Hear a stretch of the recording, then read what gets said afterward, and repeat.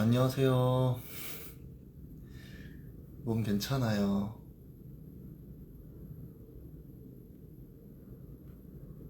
안녕하세요. 제가 이거 처음이어서 목소리가 들리는지 모르겠네요. 잘 들리세요? 울면서 가운데 손가락까지. 안녕하세요. 반갑습니다. 잘 살아있어요. 건강하게.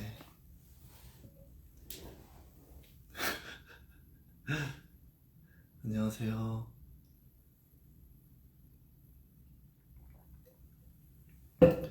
궁금한 거 딱히 없으시면은 제가 말씀드리고 싶었던 것부터 말씀드릴게요. 여러분들이 제일 궁금해하시는 어떤 상황이었는지, 그리고 제가 왜 목요일부터 없었는지 간략하게 말씀드리도록 하겠습니다. 제가 목요일 날에 정말 큰 실수를 했어요.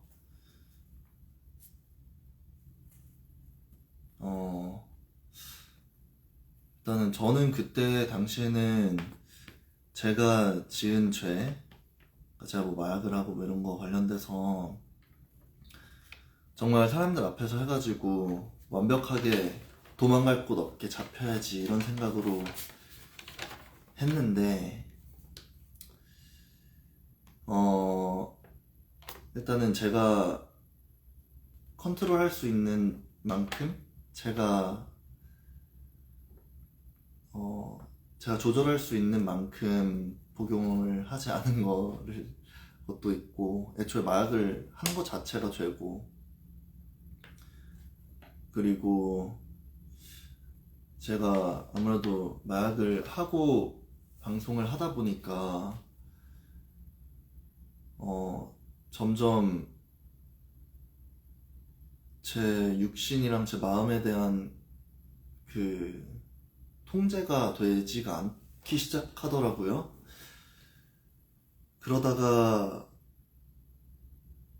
이제 누가 제 방문 이렇게 세게 두드리는 소리가 들렸고, 그리고 제가 그렇게 약에 취해 있는 상황에서 모르는 사람들이 문 밖에 너무나 많이, 그리고 되게 과격하게 문을 두드리고, 실제로 문을 이제 열고 들어오기 시작하니까 그때부터 패닉을 했던 것 같아요. 그래서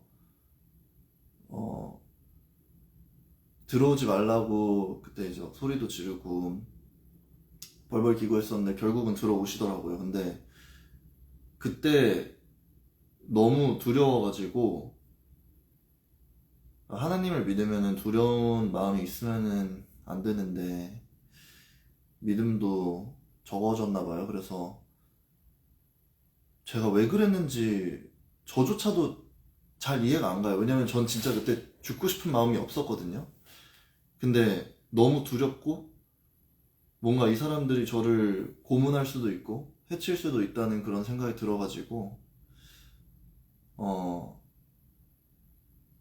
제가 그때 갖고 있던 마약이 LSD라는 마약이었거든요. 그게 애시드라는 약인데, 그게 원래 하나만 복용을 해도 이제 용량에 따라서, 그 용량 거의 상관없이 한 12시간에서 그 정도 이제 지속이 되는 약인데, 그거를 제가 한 200개를 먹었어요. 근데 200개 중에 100개는 그냥 원래 기존 용량이고, 나머지 100개는 기존 용량보다 한 2배 정도가 더 들어가 있는 거였거든요. 그러니까 어떻게 보면 LSD 한 300탭을 그냥 입으로 갑자기 두려운 마음에 확 삼켜버린 건데, 그러고 나서 사람들이 이제 문 따고 딱 들어오고, 그리고 나서 한 30초 이내로 갑자기 의식이 끊겼어요. 의식이 끊기고, 다음에 딱 눈을 떴을 때는 제 입에 이렇게 호수가 이렇게 박혀 있더라고요. 병원에 어딘가에서 눈을 떴는데 눈을 뜬 게 숨이 안 쉬어져가지고 눈을 떴어요. 막 숨이 안 쉬어지니까 발작 일으키면서 막 죽을 것 같고, 제가 기억하는 건 그냥 분명히 그냥 집에서 동영상 찍고 있었는데 눈 뜨니까 갑자기 막 숨이 안 쉬어지고, 그래서 발작을 계속 일으키고 막 부들부들 떠니까 그제서 이제 제 입안에 있는 게 아니라 저 목 여기 안에까지 이렇게 쫙 들어간 거였어요. 여기까지 들어간 거를 빼시더라고요, 이렇게. 그 다음에 이제 호흡기 대고, 그다음에 호흡기 대고 숨 쉴 수 있는 거 확인하고 몇 시간 있다가는 호흡기 떼고 숨 쉬고, 그리고 계속 중간에 계속 기절했다가 깼다가 기절했다 깼다가 하다가 처음으로 시간을 봤을 때가 금요일 오후였습니다. 네.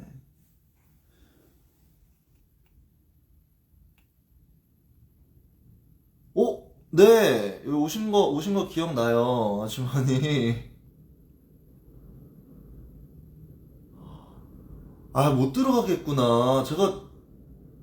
제가 다 들어오게 해달라고 부탁했거든요. 근데 제 생각엔 병원에서도 이제 제가 이렇게 사람들 관심 받고 책임 떠넘기기 싫으니까 일부러 막은 것 같아요. 죄송합니다.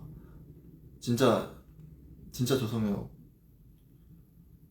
오신 거 기억나고, 그때 전복죽까지 가지고 와주신다고 해가지고 되게 기대하고 있었는데.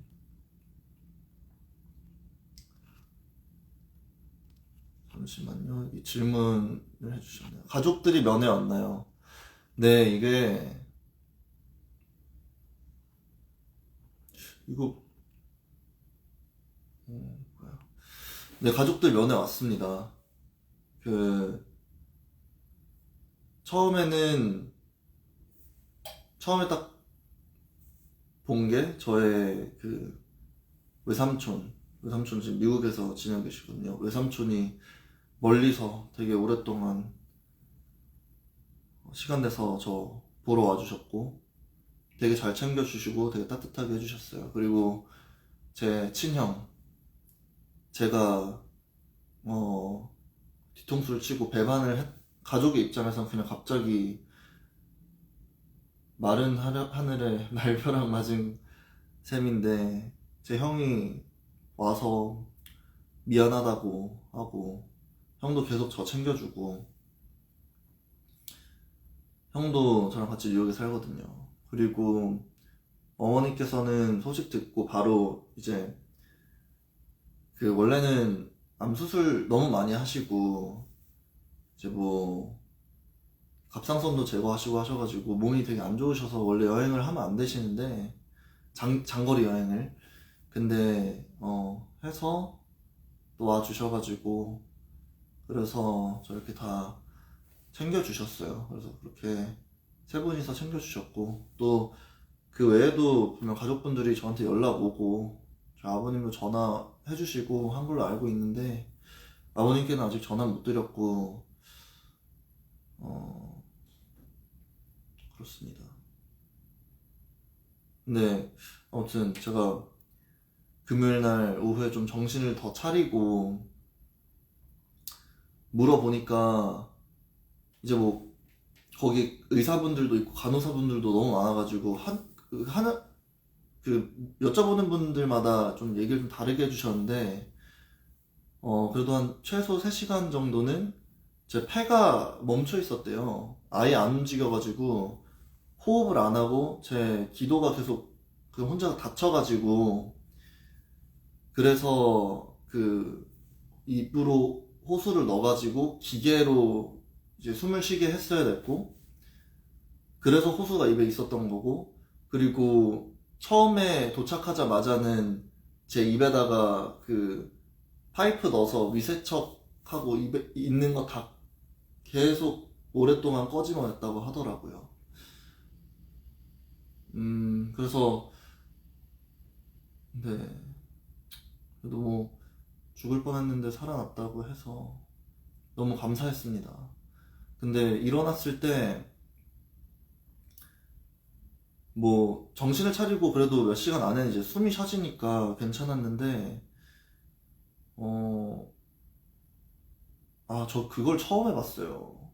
그 제가 약을 막 너무 많이 하고 하니까 몸이 이게 막 콩팥이랑 이게 다 망가져가지고 그 소변이 안 나오는 거예요. 얘기를 들어보니까 제가 그 거의 한 하루 종일 거의 코마같이 이제 정신이 나가 있었는데 그때 동안 제 소변이 나오는 그 구멍에 거의 빨대보다 더 두꺼운 그 호수 같은 걸 넣어가지고 기입수치 안에 있는 액체를 다 빼놨더라고 하더라고요. 근데 제가 정신을 차린 다음에도 소변이 안 나오는 거예요. 그래가지고 난생 처음으로 정신이 깨있는 동안 제 소변 나오는 구멍으로 아주 기다란 파이프를 소리 지르면서 넣고 소변을 빼냈던 기억이 나네요. 정말 소름 끼치는 경험이었습니다.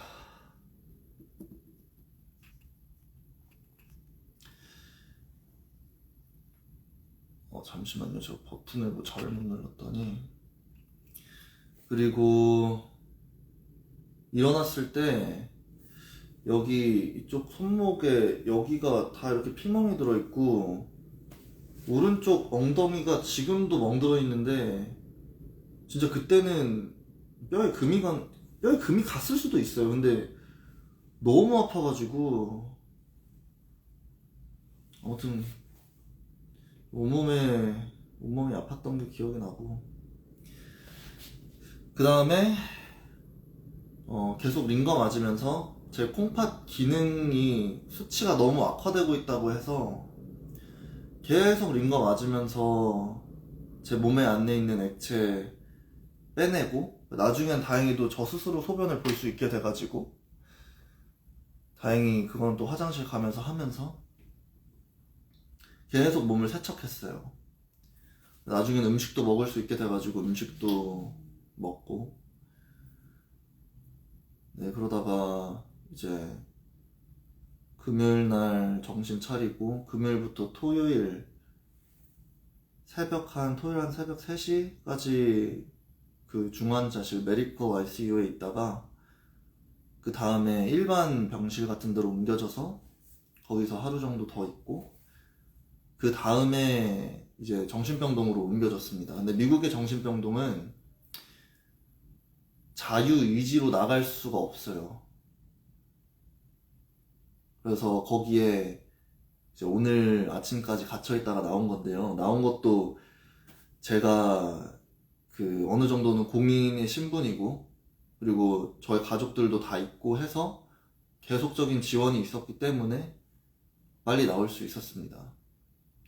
근데 들어간 이유는 그냥 한 가지예요. 제 정신이 제 정신은 아니죠. 제 정신 아닌데 그런 것보다도 그냥 제가 자해를 해가지고 그쪽 사람들은 제가 이거를 자살 시도한 거라고 생각을 했거든요. 왜냐면 결국은 제가 약을 과다 복용하고 들어온 거니까 이유가 어찌 됐든 저는 너무 패닉을 해가지고 제가 죽으려고 먹은 게 아니라 패닉을 해가지고 뭔가 공포에서 도망가려고 먹은 건데 이 사람들은 제가 죽으려고 먹었다고 생각을 한 거예요. 그래서 토요일부터 목요일까지 정신병동에 있다 나왔습니다. 근데 이번이 정신병동에 수감된 게 수감이라고 표현해야 되나요? 진짜 갇혀 있는 거거든요. 못 나와요. 못 나온 게 이번 주가 세 번째네요.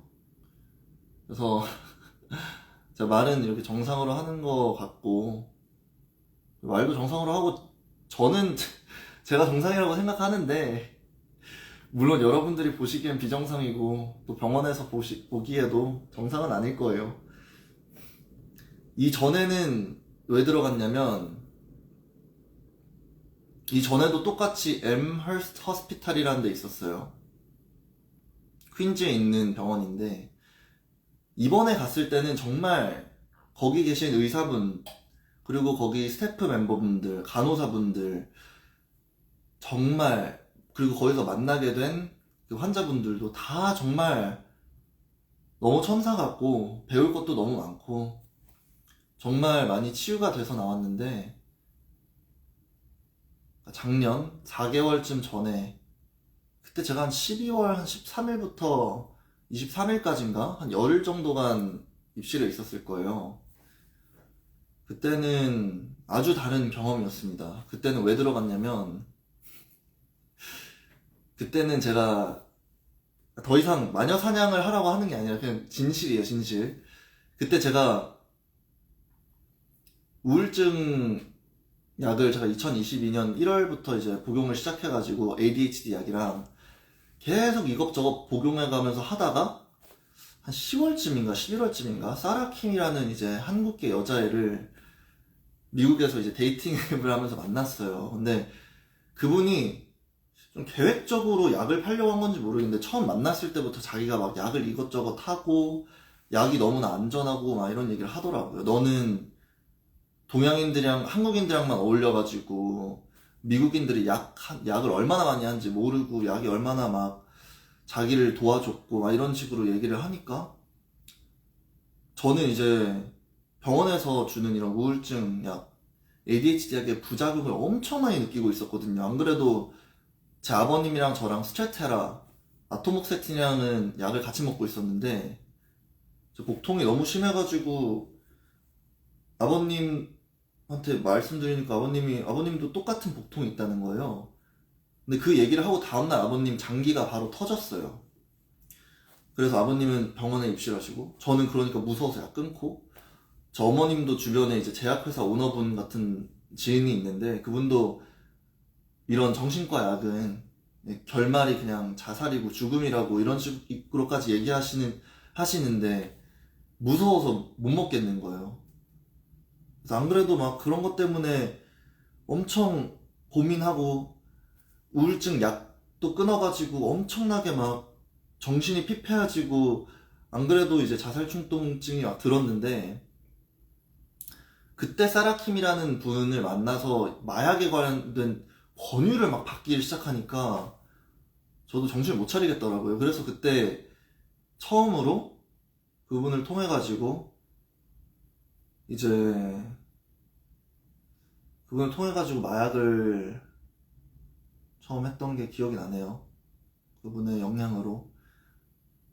그래서 LSD라는 약을 처음 하게 되고 그 다음에 한 번 하니까 너무 저 막 느끼는 것도 많고 배우는 게 많았어요. 그래서 계속 하게 됐는데 그러다가 그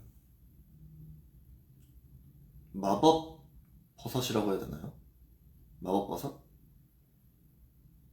사이코빈이라는 게 있어요, 미국에.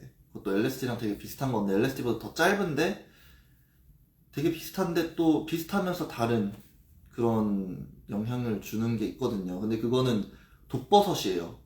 독버섯이고 원래는 3g 정도 먹어도 그 엄청 많이 먹는 거여가지고 처음에는 되게 조금만 먹어야 되는데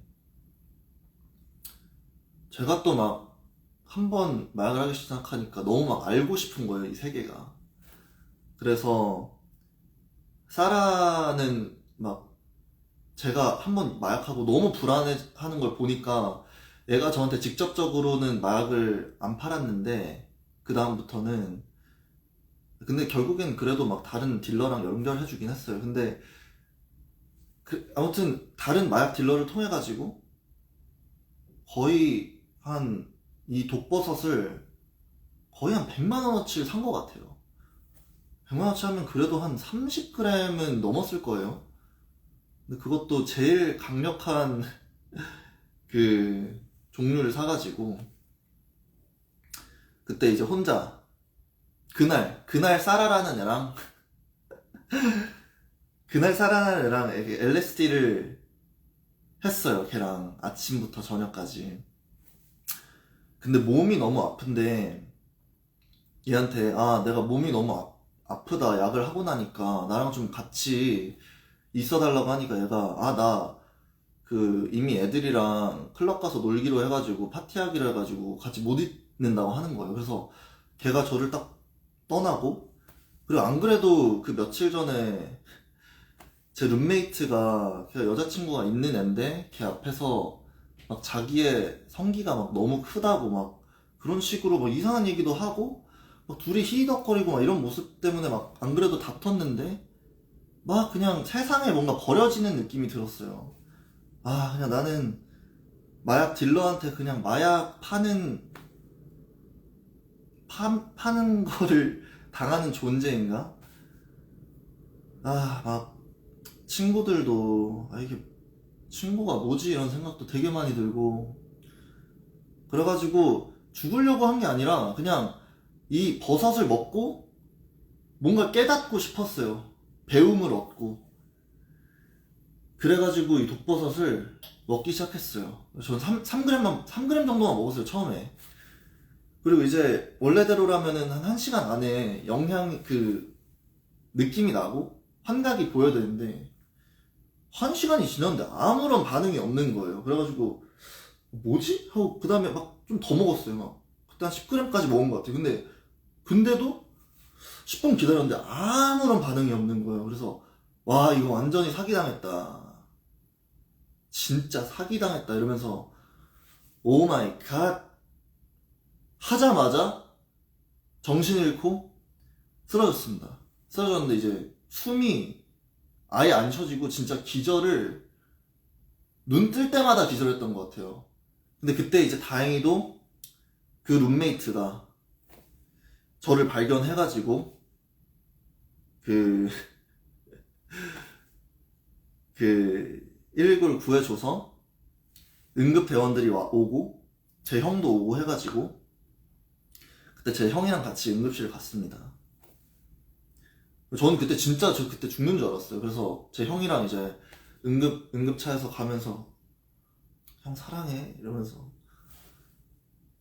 갔는데, 제가 안 그래도 좀 자살 충동도 있고, 그러니까 물론 이게 약을 과다 복용한 건 자살하려고 한 게 아닌데 애초부터 자살 충동이 너무 심하니까, 그리고 약까지 막 너무 많이 복용하니까 제가 이제 병원에 도착해가지고 깰 때마다 제발 저 좀 죽여주세요 라고 막 하는 거예요.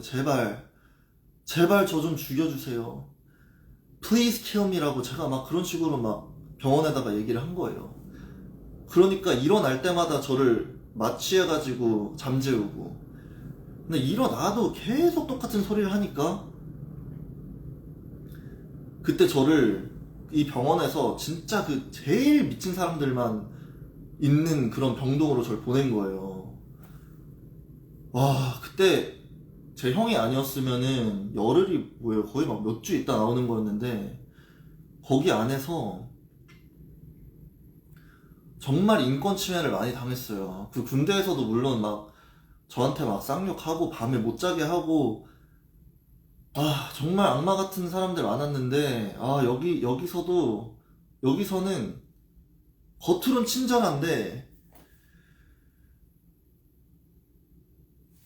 이 정신병동 가면은 문이 안 잠겨요. 그리고 다 2인 1실이에요. 화장실도 다 열려있고 문도 다 열려있고 아무것도 잠기지가 않아요. 근데 이제 밤에 잘 때 가드가 한 명인가 복도에 있는데 자요 그냥. 그리고 간호사들은 무서우니까 그냥 그 간호사들 오피스 안에 있고, 그러면 이 모든 정신병동이 그냥 정신 미친 사람들 있잖아요. 진짜 막 계속 뭐가 들려가지고 막 으드드드드드 하고 막 성폭행 막 이런 것 때문에 막 미쳐가지고 들어온 사람들, 막 남자 만지고 싶고 성희롱 이런 게 너무 심하고 막 밖에서 막 미친 듯이 막 헤로인만 맨날 하다가 오고 막 이런 사람들이 오는 곳이었어요. 온몸에 막 타투 막 가득한 사람들이랑. 근데 하루는 그냥 제가 딱 자고 일어났는데 제 모든 게 없는 거예요. 너무 무서워가지고 가드한테 가서 얘기를 했어요. 새벽에. 내 모든 게 없어졌다. 그랬더니, 다들 자니까 깨우지 말고 내일 아침에, 다음 아침에 막 잠도 못 자고 해서 다시 좀 도와달라고 하니까, 도와달라고 하는 와중에 옆을 보니까 이제 그 병원에 있는 환자 중 한 명이 제 모든 옷을 똑같이 입고 그냥 걸어가는 거예요. 그래서 그 사람 방을 보니까 제 모든 물건을 막 자기 발 닦는 데 쓰고 막 자기가 다 입고 있고 막, 일단 그것도 소름 돋아가지고 그 다음부터 그냥 막 정신이 나가가지고 제대로 지내지도 못했는데, 제 룸메이트랑 막 너무 막 이런저런 얘기하다가 알고 보니까 얘는 남자 성희롱 하는 그 생각이 너무 심각해가지고 들어온 애였고, 그리고 걔는 온몸에 막 문신 막 다 가득하고 맨날 막 죽으려는 생각하는 애고, 그리고 막 그 영화, 공포영화 이트 보셨나요? 그 삐에로 나온 영화.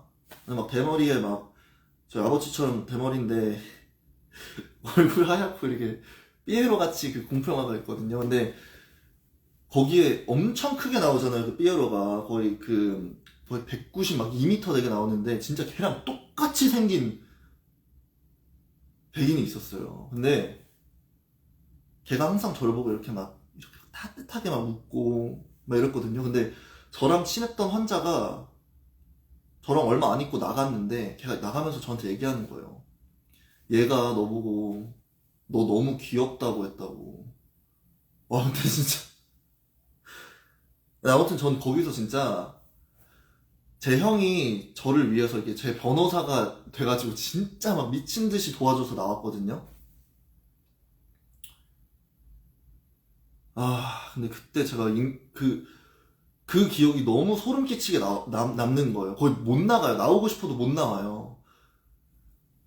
근데 저는 거기 엠허스트 정신병동에 한번 갇힌 기억이 있으니까 거기서 나올 때 저는 이곳엔 다시 안 온다 하면서 나왔는데, 이번에 몇 개월도 안 돼가지고 제가 또, 이번에는 물론 처음에는 몸이 아파서 죽을 뻔했으니까 병실에서 깨어났지만 결국은 또 정신병원으로 이송이 됐는데, 그때 진짜 얼마나 두려워하면서 막 발작을 일으키면서 제발 살려달라고, 제발. 근데 이번에는 다행히도 진짜 너무 좋은 분들이 많아가지고, 한국인 분들이 신기하게 많았어요. 한국인 분들이 많고 다 하나님 믿는 분들이고 해가지고 하나님의 사랑으로 제가 진짜 구원 받았습니다, 이번에. 오 마이 지저스 크라이스트. 거기서 나오기 위해서 얼마나 울고 싶고 한데, 다 견디면서 다 저 너무 잘하고 있어요. 저 너무 마음 편하고 아무런 문제 없습니다 하면서 견뎠는지 몰라요. 네. 다 제가 잘못했으니까 받는 시련인데, 그리고 거기 가서 느꼈어요. 진짜 제가 겪는 고통이 아무것도 아니구나.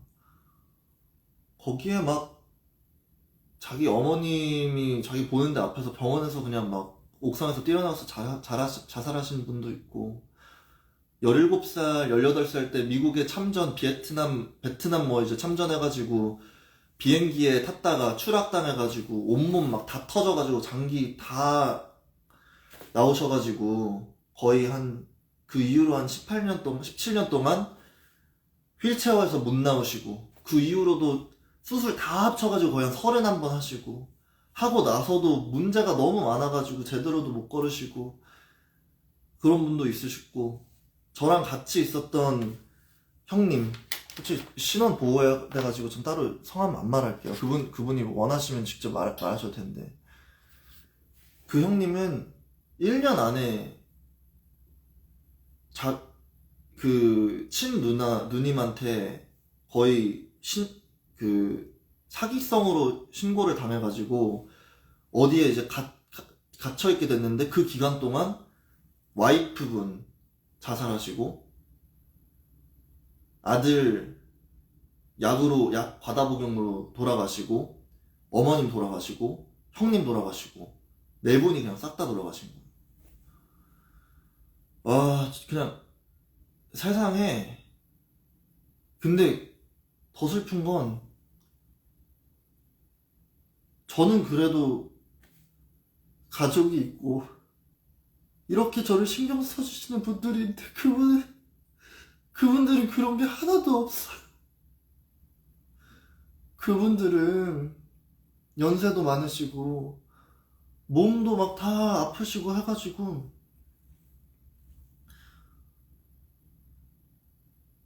그냥 저보다도 더 열심히 사시고 더 아프시고 착하게 사신 분들인데,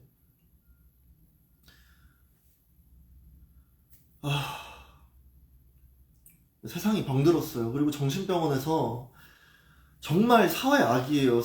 그러니까 그 뜻은 아름다워요.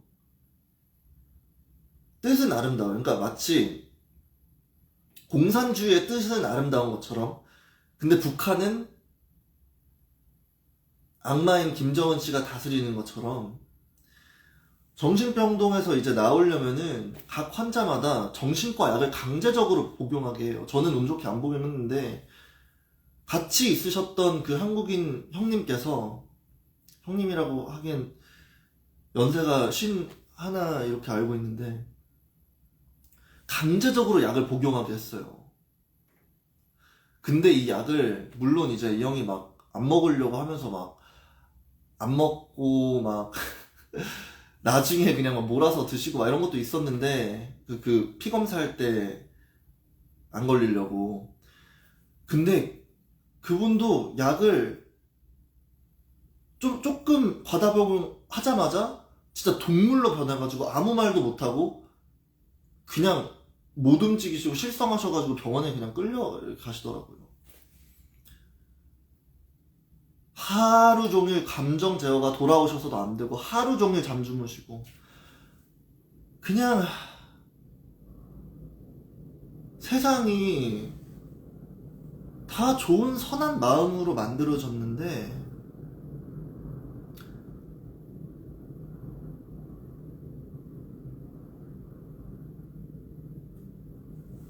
그냥 그런 거 보면서 그냥 아무런 말이 안 나오더라고요. 제가 정신과 약만 복용한 게 한 20가지가 넘습니다. 그 합법적으로. 20개가 안 넘나? 근데 거의 20개가 돼요. 10개에서 20개 사이에요. 근데 저는 진짜 모든 약이 하나같이 부작용이 있었고, 부작용이 그나마 덜한 약을 찾는데 거의 한 10개월이 걸렸어요. 근데 그것도 부작용이 나중에 너무 심해져서 끊었는데, 그렇게 말도 안 되게 사회 악인 약을, 아니, 제약회사 오너분도 먹으면 죽는다는 약, 죽음으로 이끌게 된다는 약을 그런 데서는 그냥 강제적으로 사람의 인권이랑 이런 거 상관없이 먹이고 안 먹고 불복종하면 더 오래 있게 하는 거예요. 오 마이 갓.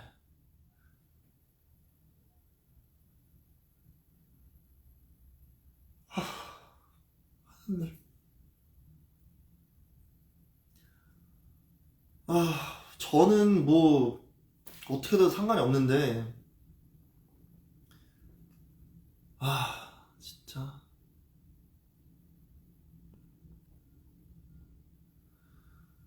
몇 킬로 빠졌는지 물어보시네요. 저 거기서 너무 잘 먹었어요. 거기서 이 형님께서 저 너무 잘 챙겨주시고, 그리고 거기 있는 분들도 제가 엉덩이 너무 아프다,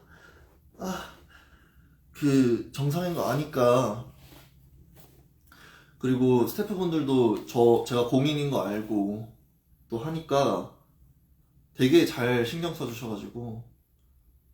근데 몸무게 안 재봤는데 재볼게요. 아이고.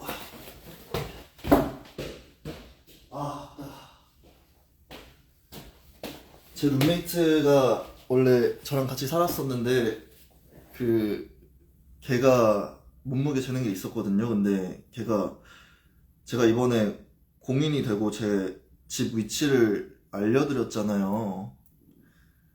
근데 걔가 이제 저희 집에 폭탄이 날아올 수도 있어서 위험하다고 나가겠다고 해가지고 나가면서 지금 나갔는데, 네, 나가서 몸무게를 못 재요. 근데 뭐 건강해 보이잖아요.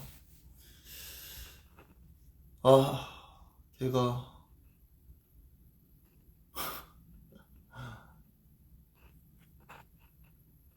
오빠 사랑해요. 하나님은 여러분 모두를 사랑하십니다.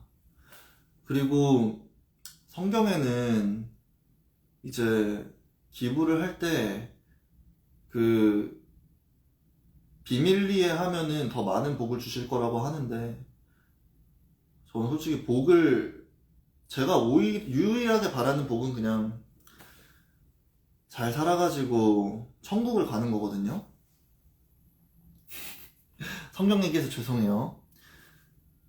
근데 그래서 계속 제가 기부하는 거에 대해서 공개적으로 할까 말까, 한 게 죄인가 아닌가 막 이런 생각 많이 했었는데, 일단 기부하는 거 자체는 죄가 아니고 하고, 저는 이거를 통해서 하나님의 사랑을 여러분들께 더 느끼게 해드리고 싶었어요. 저는 그 5.18 단체에 한 30K? 그러니까 거의 하나로 30K니까 하나로 한 3,500만 원 정도 될 거예요. 그러면은 제가 지금 갖고 있는 거에, 제가 이번에 그 유니세프에 거의 한 6천만 원 정도 기부를 했고, 이번에 또 3,500만 원 기부를 하면은 제가 남는 돈이 한 4천만 원 정도, 3천만 원 정도 되는데, 제가 원래 이 집을 룸메이트랑 같이 살려고 집 계약을 한 거거든요. 근데 이 친구가 물론 두려운 거 알아요. 근데 안 돼? 결국 나갔고, 이 집이 생각보다 돈이 많이 나가요. 그래가지고 저도 뭐 법을 어기고 싶진 않아서 최대한 여기가 집이 해결되는 대로 나가려고 하고 있고, 아무튼 말씀드리고 싶었던 거는, 저는 그 기부를 할 거고요. 그리고 지금 계속 알아보고 있고, 그리고 제가 이루어서가 아니고 저는 악마고, 저는 솔직히 제 마음엔 아직도 그런 마음이 있어요. 아, 내가 이거 어떻게 번 돈인데,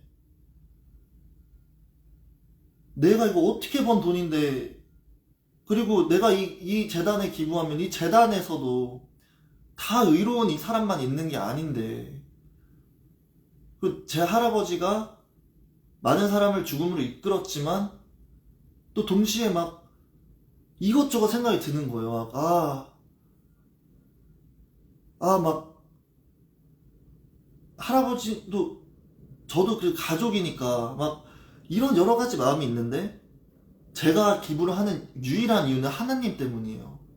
하나님이 여러분들을 너무 사랑하시는데, 저는 하나님이 저를 살려주셨고, 하나님께서 저를 하나님을 알게 하셨고, 하나님을 두려워하는 마음, 사랑하는 마음, 그걸 주셨기 때문에 제가 이렇게 하는 거예요. 저는 그 어떤 영광을 받을 자격도 없고, 이 기부가 저를 그 어떻게 막 좋게 얘기하는 게 저는 오히려 하나도 없었으면 좋겠어요. 그냥 이 모든 게 그냥 오직 여러분들이 시간 나실 때 신약 성경 있잖아요.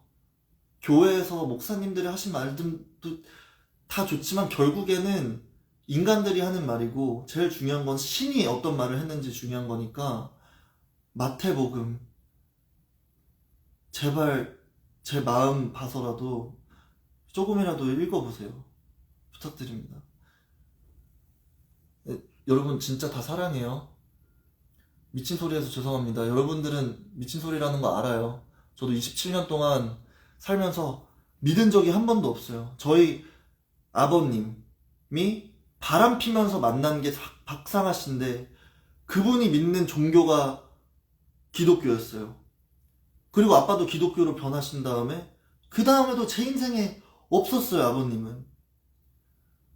저는 기독교 천주교 학교를 나왔고, 성가대를 항상 다 했고, 제 형이랑 같이. 근데 저는 학교 다닐 때마다 왕따 당했고, 인종차별 당했고, 인생이 너무 괴로우니까 전 신을 안 믿는 사람이었습니다. 근데 전 진짜 죽음을 통해서 하나님을 뵀어요. 작년 크리스마스 때 몇 개월 전에. 그 다음부터 저는 진짜로 신을 섬기는 사람이 됐습니다. 폭로요? 이 폭로 관련돼서 여쭤보셨는데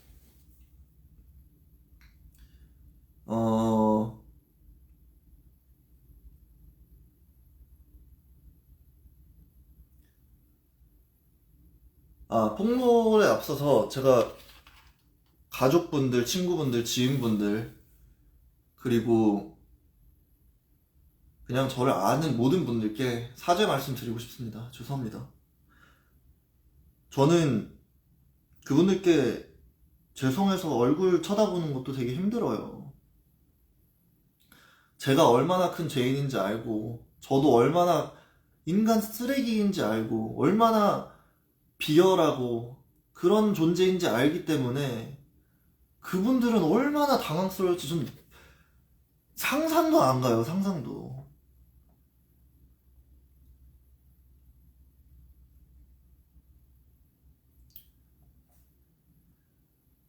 진짜 저는 제가 폭로를 하기 전에 그래도 다 제 친구고 가족이고 지인이에요.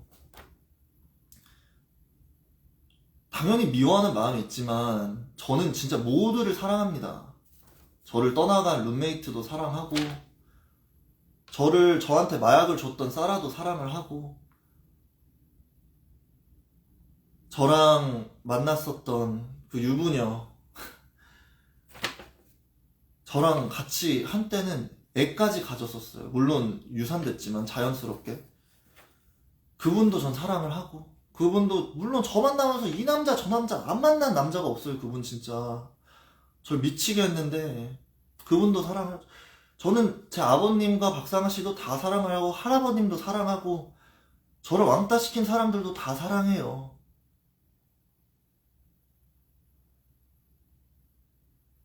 그리고 저한테 안 좋은 것만 한 게 아니라 가족들도 다 힘든 거 속에서 저한테 희생을 했고, 제 아버님도 제 학비 다 내주셨고, 아버님도 마음이 병들었으니까 막 박상아 씨 만나고 아버님도 이렇게 막 그렇게 막 사셨을 거고, 할아버님도 일제강점기 그런 거 겪으시고, 북한 남침 당해가지고 거의 저희 나라 인구의 20%가 그냥 다 학살당하는 거 경험하시고, 막 이것저것 세상에 병든 사람이니까 사람을 그렇게 많이 이렇게 해치고서도 말을 못하는 거고, 죄송하다고. 제 친구들도 다 각자의 병이 있고 각자의 그런 아픔이 있으니까 그런 속에서도 다 저한테 사랑을 보여줬던 사람들입니다. 다 한 명도 빠짐없이. 마크 킴이라는 분도 저한테 사랑을 보여줬어요. 저는 안 때렸어요. 그리고 그 KFS라는 곳으로 들여보내줬어요. 제 형, 저같이 못난 사람인데도, 제가 마약하고 맨날 죽는다고 하는데도 병원에 맨날 와가지고 저 맨날 아껴주고, 형도 아빠 엄마 없이 자라고 맨날 사람들한테 욕하는 거 듣고 자라서 기댈 데 없는데도 저 사랑으로 대해주고, 엄마도 안 벌리시고 너무 힘드시고 아빠 때문에 고생 많이 하시고 하셨는데도 저 많이 아껴주시고, 아버님도 그 혼돈 속에서 자라시면서 얼마나 마음이 아프시고 얼마나 외로우시고, 그렇게 막 병든 마음 속에서도 저 안아주시고, 새엄마도 막 얼마나 마음이 썩어 들어갔겠어요. 그렇게 막 마음으로는 사랑하고 싶은데 사랑하지 못하고, 육신이 그렇게 하지 못하니까. 그 와중에도 막 저한테 막 아빠 교도소에 있을 때 면회 가면서 따뜻한 말 그래도 그 와중에도 막 해주시고 막 노력하셔가지고. 그리고 제가 만났던 모든 전 여자친구들도 다 저를, 제 모든 고통을 알아주고 안아주고 다 보살펴주고, 진짜 막 제 가족이 못 해줬던 거 다 해줬던 선인들이었어요. 그래도 친구들도 다 막 저 성격도 진짜 이상하고 완전 왕따 너무 많이 당하고 막 말도 제대로 못하고 막 이상한 소리 맨날 하니까 그런데도 다 저 안아주고 제 룸메이트도 모든 친구들이 다 저를 외면할 때 저를 먼저 안아주고 저랑 룸메이트 같이 해주고 그러면서 저 막 약 먹고 우울증 있고 불안증 있는 거 아는데도 자기 친구 다 리스크 걸어가면서 위험 감수하면서 다 소개시켜주고 다른 사람들은 다 막 제가 할아버지 얘기하면 아 너 잘못 아니야 너 잘못 아니야 하는데 얘는 의리 있게 그래도 할아버지가 잘못한 거에 대해서는 꼭 집어서 말을 해주고 그거 외에서는 진짜 다 따뜻하게 막 도와주고 막 제가 거의 부모님 사랑 없이 자라고 맨날 혼자 자라가지고 막 그릇 닦는 거 냉장고에서 위생적으로 음식 보관하고 이런 것도 얘가 굳이 안 해도 되는데 다 하나하나 알려주고 진짜 다 저한테 다 의인들이에요. 제가 유일하게 이렇게 폭로하고 미친 짓 하고 저는 원래 자살하려고 하고 아무한테도 피해 안 주고 그냥 죽으려고 했어요. 근데 그거를 못하게 된 게 제가 신을 알고 지옥을 알게 되니까 무서워서 안 하게 되고 하나님을 알게 되니까 죄가 이제 도망갈 데가 없는 걸 저는 알게 됐어요. 여러분들 제가 하나님 얘기하면은 그냥 나가실 분은 나가셔도 좋아요. 근데 저는 그냥 제가 진심을 말씀드리는 거예요. 저는 제가 알게 된 하나님 그리고 성경을 통해서 더욱 알게 된 하나님을 통해서 저는 죄가 도망갈 곳이 없고 이 현생이 다가 아니라 그 후에 삶이 있고 저는 제가 사랑하는 사람들이 지옥 가지 않고 진짜 그냥 하나님 앞에서 회개하고 행복하게 이 세상이 그냥 천국이 돼가지고 아무도 고생하지 않고 다 그냥 행복하게 살았으면 좋겠어요. 다. 그래서 제가 정신병동에 있을 때 반성 많이 했습니다. 저 같은 게 뭐라고 하나님이 하셔야 될 일을 그냥 저의 죄에서 저 혼자 살겠다고 또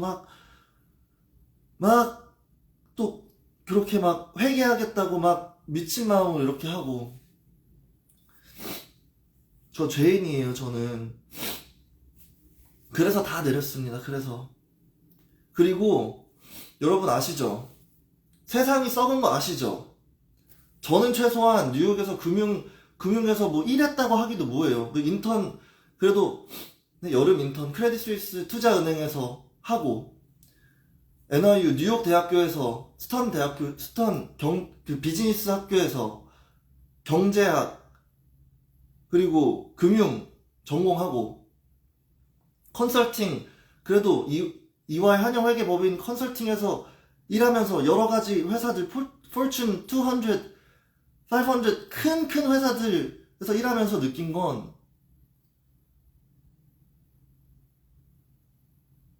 저는 진짜 이 세상이 썩었다고 많이 느꼈어요. 사회 불평등은 계속해서 늘어날 거고 절대로 좁혀지지 않아요. 뉴욕 거리만 나가도 세상에서 제일 돈이 많다는 도시에 노숙자가 너무 많고 추위에 죽어가는 노숙자들 너무 많아요. 근데도 저도 그렇고 그냥 모른 척 지나가잖아요. 왜? 자기가 그 당장 그날에 어디서 술 마시고 누구 어떤 여자 만나고 누구 남자 만나고 얼마 돈을 벌고 이게 더 중요하니까. 결국 사람들 마음은 의롭지 못해가지고 경제학에서 얘기하는 것처럼 막 더 잘 살수록 사람들이 막 더 잘 살고 물론 맞아요. 옛날에 저희 당연히 1950년대 이때 비해서는 다 잘 살지만 결국은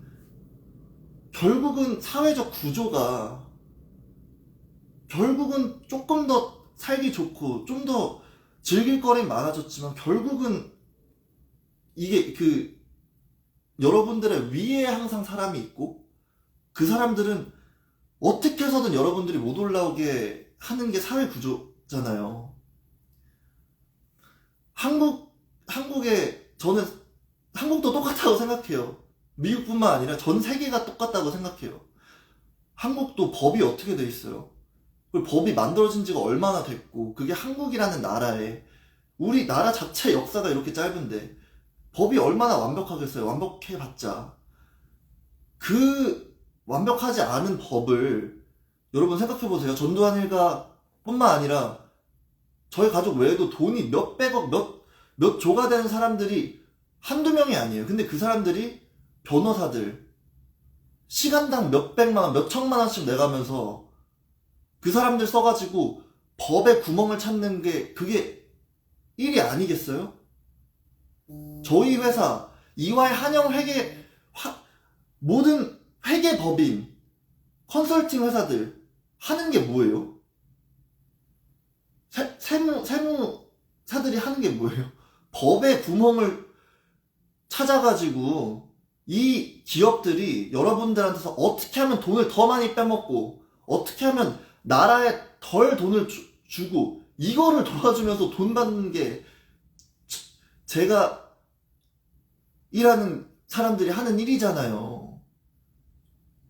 아무리 제가 폭로를 하고 아무리 발버둥 쳐도 제가 폭로한 사람들은 세계 상위 1%에 있는 사람들이에요. 돈을 그래도 연봉은 다 거의 대진 1억씩 벌고 최소 1억 정도는 다 벌고 많으면 몇십억, 그리고 자산 자체가 가족 자체 몇백억 몇천억 얼마가 있는지 모르는 사람들인데 제가 신고해봤자 뭐가 달라지겠어요? 하나도 달라지는 거 없어요. 하나도. 저는 그래서 폭로는 더 이상 안 할 겁니다. 그리고 저조차도 저 같은 죄인이 폭로할 그럴 뭐라고 하죠? 권리가 없어요. 저 같은 놈이. 그래서 저는 폭로 안 할 겁니다. 하나님 말씀 따르면서 하나님만 따르고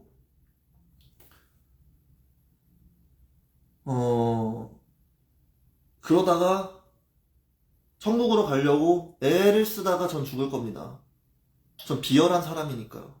동시에 하나님을 통해서 사랑하는 마음을 배웠고 하나님을 사랑하는 마음, 여러분들을 사랑하는 마음, 그런 걸 다 배웠으니까, 제 삶을 소중히 하는 마음을 배웠으니까요. 저는 죽을 때까지 제 삶을 소중하게 생각하는 만큼 남의 모든 삶을 소중하게 생각하면서 사랑하면서 살아갈 거예요. 앞으로 어떻게 일 활동하실 거예요? 일 그만두신 걸로 아는데, 맞아요, 여러분. 저도 모르겠어요.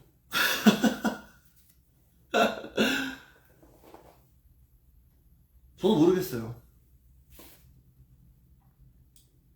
근데 저는 하나님을 한 다음부터 전 하나님의 노예가 되고 하나님은 의로움의 하나님이니까 저는 의로움의 노예가 됐거든요. 제가 원하든 원하지 않든. 근데 그 속에서 제가 이전에는 막 이런 생각을 했었어요. 제가 방송 나와서 미친 짓을 했잖아요. 그래서 저는 아마 잘릴 거라는 생각을 하고 있었어요. 그리고 어차피 사직서를 냈었고. 근데도 막 그 병원에 있으면서 막 이런저런 생각이 들더라고요.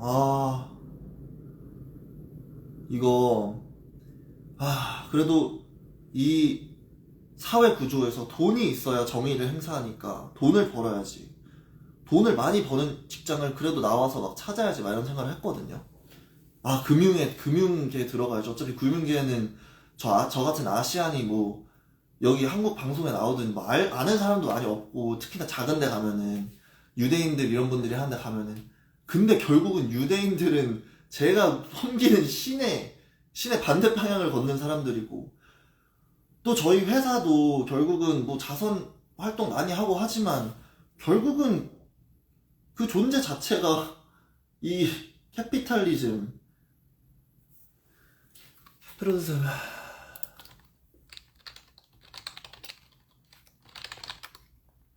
이 자본주의 사회를 굴러가게 하는 악이잖아요. 그러니까 그런 일도 저는 더 이상 못하겠고, 성경에는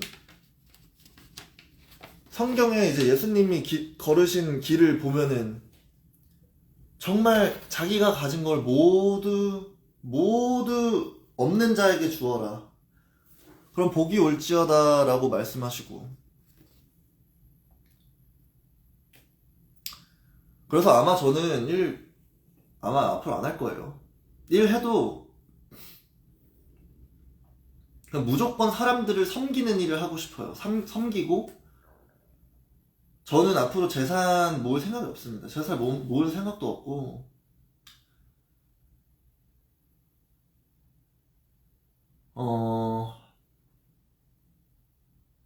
제가 있는 돈은 저는 다 기부할 거예요. 다. 가진 거는 제가 갖고 있는 옷들, 입을 옷들, 그리고 핸드폰, 여러분들이랑 소통을 하기 위해서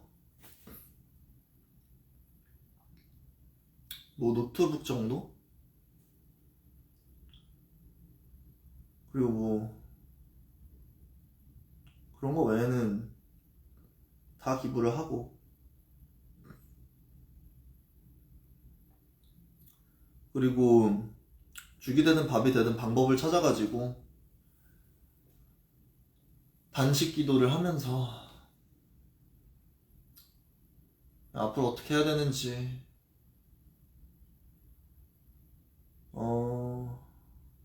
생각 중이었습니다.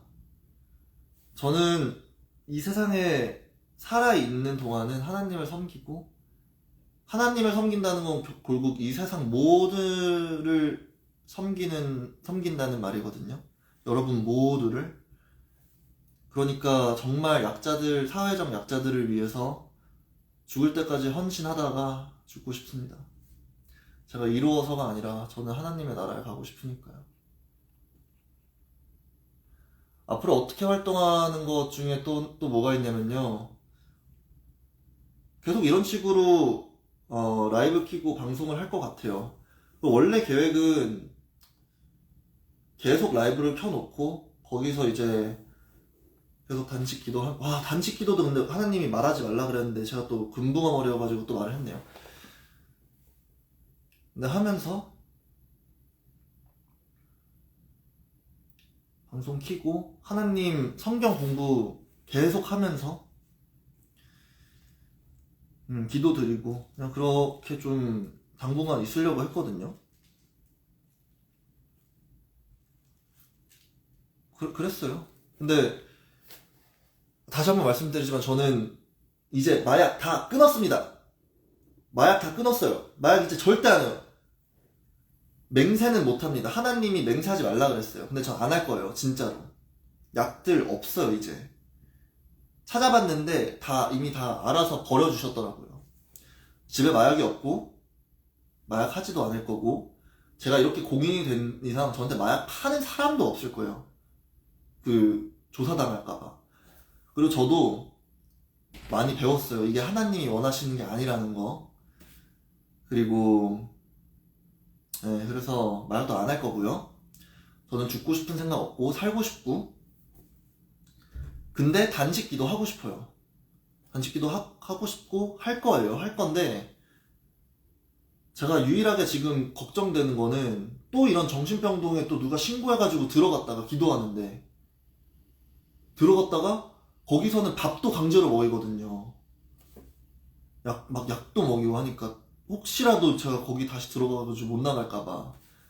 그게 제일 걱정됩니다. 그거 외에는 그렇게까지 걱정되는 건 없는 것 같아요. 라이브 스트리밍이 30초 남았다고 하네요. 이거 끝나고 다시 열도록 하겠습니다. 하나님께 기도를 한 2, 3분 조금만 드리고 10분 안에 다시 키도록 할게요.